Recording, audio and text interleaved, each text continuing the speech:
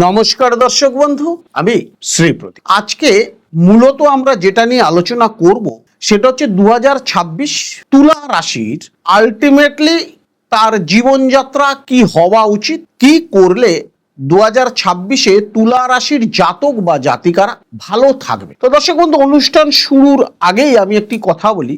2026 অর্থাৎ 2 আর 2 4 যদি যোগ করেন আর 6 আর 4 হচ্ছে 10, 1 প্লাস 0 ইজিক্যাল টু হচ্ছে 1, অর্থাৎ 1 হচ্ছে সংখ্যাতত্ত্ব হিসাবে রবির ইয়ার। তাই রবি অর্থাৎ সূর্য, প্রত্যেক জাতক বা জাতিকা 2026-এ মর্নিংটা কিন্তু সূর্য প্রণাম দিয়েই শুরু করতে হবে যদি 2026-কে আপনার নিজের অনুকূলে আনতে চান।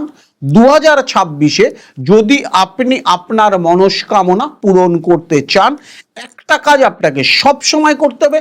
ঘুম থেকে উঠে আপনাকে পূর্ব দিকে মুখ করে সূর্য প্রণামটা করতে হবে। সেটা আপনি যাই পরেই ঘুমান, যেখানেই ঘুমান, পূর্ব দিকে উঠে আপনাকে সূর্য প্রণামটা করতে হবে। এবার আমি বলি 2026-এ আপনার তুলা রাশির গোচরগত ফল কোথায়, কোন গ্রহ বসে রয়েছে।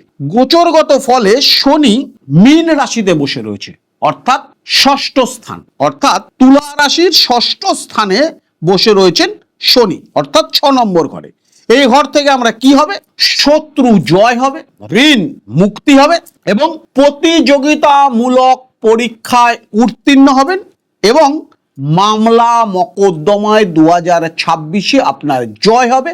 অনেক মামলা দীর্ঘদিন ধরে যেখানে আপনি আটকে আছেন, 2026-এ সেখান থেকে কিন্তু আপনি জয় 100% পাবেন। এবার আসি বৃহস্পতি। বৃহস্পতি মিথুন রাশিতে অর্থাৎ 9ম স্থানে অবস্থান করছে, যেখান থেকে আমরা আপনাকে দেখব ভাগ্য, ধর্ম, উচ্চশিক্ষা, পিতা এবং মাতা, এই জায়গাগুলো কিন্তু আপনার জীবনে শুভ ফল প্রদান করছে। এবার আমরা আসছি অর্থাৎ জুন থেকে অক্টোবর কর্কটে, অর্থাৎ কর্মজীবন, পেশাগত প্রতিষ্ঠাও কিন্তু আপনি লাভ করছেন। নভেম্বর ডিসেম্বর 11 নম্বর স্থানে থাকছেন, সেখান থেকে আপনার আয় এবং ইচ্ছা পূরণ কিন্তু হচ্ছে। রাহু এবং কেতু জানুয়ারি নভেম্বর মাসে রাহু কুম্ভে অর্থাৎ পঞ্চমে অবস্থান করবে, কেতু একাদশ স্থানে অর্থাৎ 11th হাউসে কেতু আয় ভাবে অবস্থান করছে, অর্থাৎ এখান থেকেও কিন্তু আপনার দুম করে অর্থ আসার একটি প্রবণতা থাকছে। এবার আমরা আসি আপনার জীবনের বছরের কর্মজীবন বা ব্যবসা আপনার কি ধরনের হওয়া হবে। মোটামুটি আমরা একটা আইডিয়া পেলাম আপনার কর্মজীবন বা আপনার জীবনটা এই তুলা রাশির কি ধরনের হতে পারে। বছরের মধ্যভাগ গুরুত্বপূর্ণ। জুন থেকে অক্টোবর মাস পর্যন্ত বৃহস্পতি আপনার 10মে অবস্থান করবে, অর্থাৎ কর্মের ঘরে। কর্ম উচ্চ হবে, এটি কর্মজীবনের জন্য শ্রেষ্ঠ সময়, অর্থাৎ 2026-এর জুন থেকে অক্টোবর মাস কিন্তু আপনার জীবনের সেরা সময়। এই সময় আপনি পদোন্নতি করতে পারেন, বড় দায়িত্বে বা সমাজে সম্মান পেতে পারেন, কর্মক্ষেত্রে বড় সাফল্য লাভ আপনার জীবনে আসতে পারে, পরিশ্রমের মূল্য পেতে পারেন।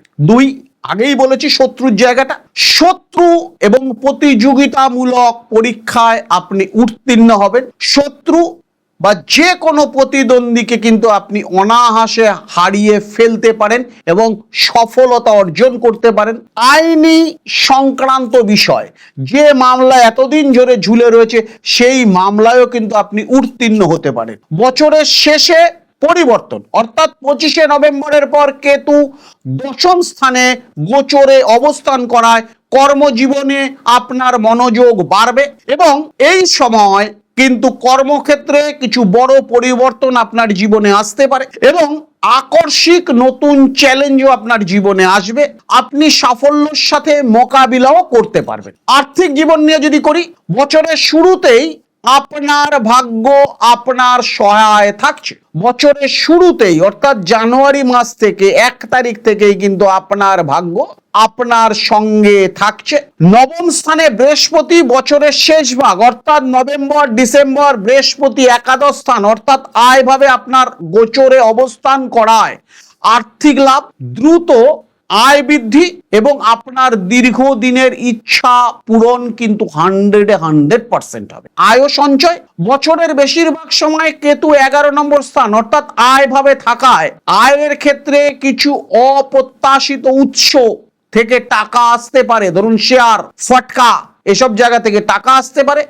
যদি বড় কোনো ঋণের মধ্যে থাকেন এই সময় কিন্তু ঋণও আপনার পরিশোধ হয়ে যাবে। এবার আসি প্রেম বা দাম্পত্য জীবন। প্রেমের জীবন বছরের বেশিরভাগ সময় রাহু আপনার পঞ্চমে থাকছে। প্রেমের ক্ষেত্রে উচ্চ আকাঙ্ক্ষা, তীব্রতা বা নাটকীয়তা থাকবে।